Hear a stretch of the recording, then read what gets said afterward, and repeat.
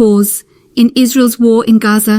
For the first time, the US leader's remarks mark a subtle shift in position as Washington previously rejected drawing red lines for Israel. President Joe Biden has voiced support for a humanitarian pause to Israel's war in Gaza as the United States presses to evacuate all Americans trapped in the besieged Palestinian enclave.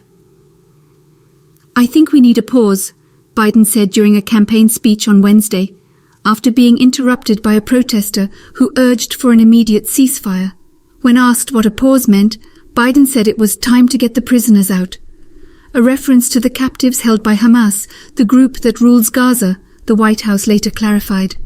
The US president's remarks marked a shift in the position of the White House, which has previously said it would not dictate how Israel conducts its military operations. "We're not drawing red lines for Israel," White House spokesperson John Kirby said last week. "We're going to continue to support them."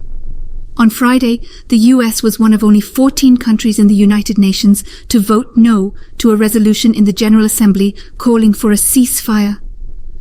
The US is by far Israel's strongest ally, sending it billions of dollars in aid annually.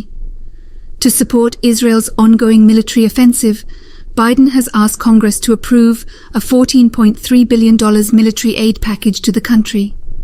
The US president has faced growing pressure from rights activists, fellow world leaders, and even progressive members of his own Democratic Party to rein in Israel from its relentless attacks on Gaza, which have killed at least 8,800 people, including 3,500 children. He is facing particularly intense backlash from Arab Americans, an important constituency in the Democratic Party, for his staunch backing of Israel in the war.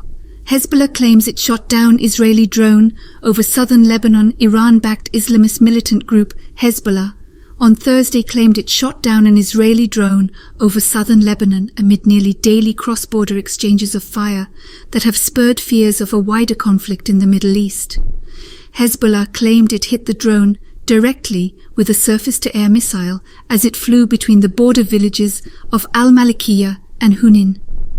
The Israel Defense Forces, IDF, acknowledged the Hezbollah missile launch but denied any damage was inflicted on its unmanned aerial vehicle, UAV. In a statement, the IDF said it struck the terrorist cell that fired the missile and the launch site in response. A number of launches from Lebanon toward northern Israel also fell in open areas, the IDF added. IDF artillery struck the source of the launches in response, the statement said. "No medicine, no food, no water. Palestinian American stuck in Gaza tells Congresswoman. A Palestinian American man stuck inside Gaza has urged the United States to intervene in the Israel-Hamas conflict, according to a social media post by a US Congresswoman. Zakaria al-Reishi sent a voice memo and text message from the besieged enclave to Reverend Rashida Tlaib of Michigan, describing his condition as dire and saying there is no medicine, food or water, according to an Instagram post by the Congresswoman.